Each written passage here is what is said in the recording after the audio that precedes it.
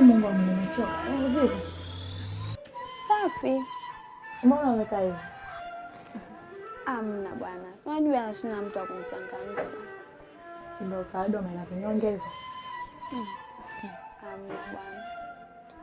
Hata kwenye nimependa nimeona tu nimechoka zangu basi. Niambie. Sina tu cha kusema ndugu yangu hapa. Ngoja mama hapa naona anapiga. Halo. Halo mwanangu. Shikamoo mama. Marhaba, unaendeleaje? Naendelea salama tu, sije huko. Huku sisi tunaendelea vizuri tu mwanangu. Sawa, alafu nataka nikwambiaje? Naambie mwanangu. Kuhusu hela ya ada. Yesu wangu. Mbona baba yako alipiga simu kwa mwalimu wako akaambiwa kwamba ushatolewa hiyo ada? Imetolewa? Sasa amelipa nani? Mimi sijajua kwa sababu babako majuzi alipiga simu kwa mwalimu wenu huko akasema ada ishatolewa. Basi sawa, ngoja nitaenda chuo hapa muda sio mrefu. Nitaenda kuangalia.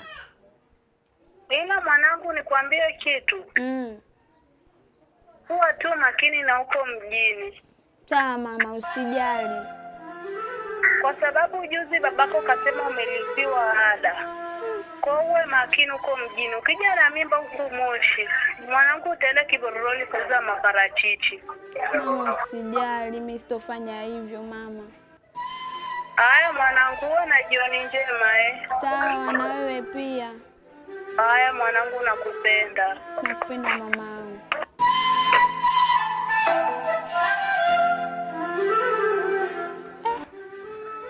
Mama ananiambia eti nimelipiwa hela ada chuo.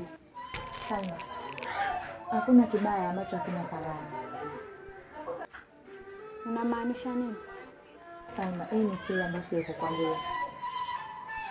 Kuhusu ada ya chuo, Vani ndio alikuwa anakulipia. Sijui, ila mambo nisamehe.